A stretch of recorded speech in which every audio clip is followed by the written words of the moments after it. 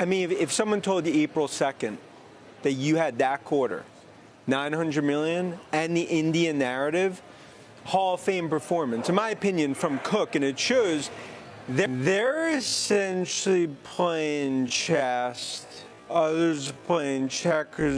In this video, Dan Niles analyzes the potential repercussions of a 41% year-over-year increase in U.S. imports on major tech companies, particularly the Magnificent Seven.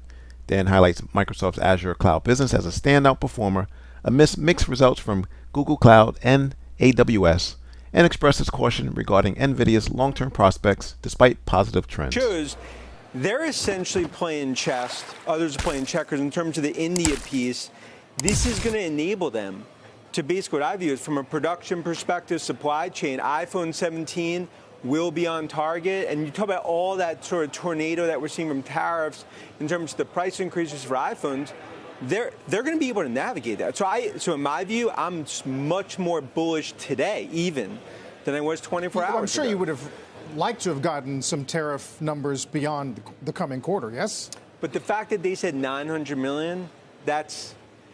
Couch money, right? But it's almost amazing that it's only 900 million. I mean, think about GM, 5 billion, just even given their perspective. It just shows Cook, he's a master when it comes to the supply chain. 10% politician, 90% CEO.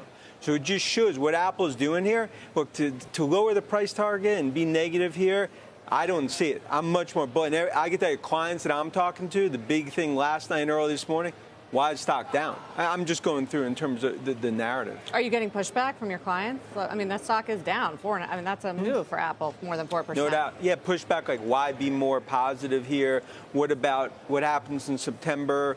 Can the numbers even be more? My view, Sarah, is like you got to look past next 3 months. You got to understand directionally where they're ultimately taking this.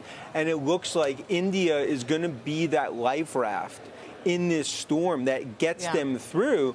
What I viewed is almost just an unbelievable risk if you looked at the last month in terms of tariff and then in the eye of the storm. What about the fact that there wasn't more clarity on services revenue, the Epic Games suit? Could that be a material risk? Yeah, my view there, even despite the court ruling, I think that is very minimal in terms of risk to services. I mean, you're trying to find those that actually go outside the App Store to the third party, spend the 3 to 4 steps, and that's going to continue to be pretty small. So I've always viewed this as one where the bigger risk continues to be, whether it's Google or some of the other antitrust, this is something that, to me, it doesn't move the needle when it comes to services. And the services, look, I think that's worth $2 trillion. I mean, look, it is Rock of Gibraltar like Azure navigating.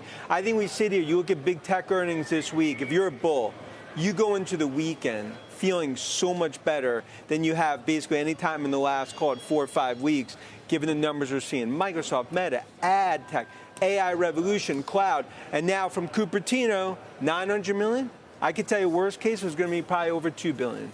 Can you ladder those names? What, given we've gotten some of those big prints, what's your favorite? Is it Microsoft? Well, you'd have to say Microsoft because what they're doing in Redmond basically shows that was one where Azure acceleration. I mean, that was a jaw dropper in terms of that number.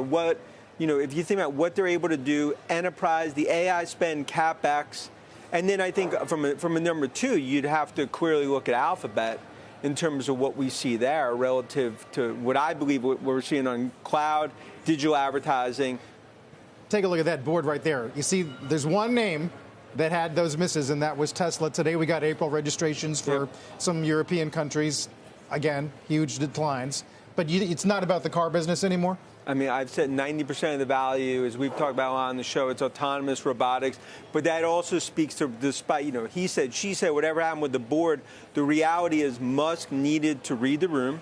He did. It's a conference call that I think changed the narrative, fork in the road moment. He's now focused on Tesla, and I think his days at the White House are done. And that's bullish for Tesla shareholders in terms of the brand damage you need to contain. Yeah. I mean, that's a year-to-date spread. Down 30 Tesla, Microsoft up 4. That's interesting. Look, when it comes to the Trump White House and Doge for Musk, it was a dark chapter for Tesla shareholders. And that's why, however it actually ended up in terms of the way that this chapter of that book's written, much better days ahead for Musk and Tesla than the last 3 months, which I continue to view as some dark days. I'm liking, it's not just the jacket anymore, too. It's the shirt and the pants. Again, but a month ago, I was wearing black, a little Yes, negative. I think we're getting a lot more Yeah. bullish when it comes to tech. Dan, thanks. Good to see you. you.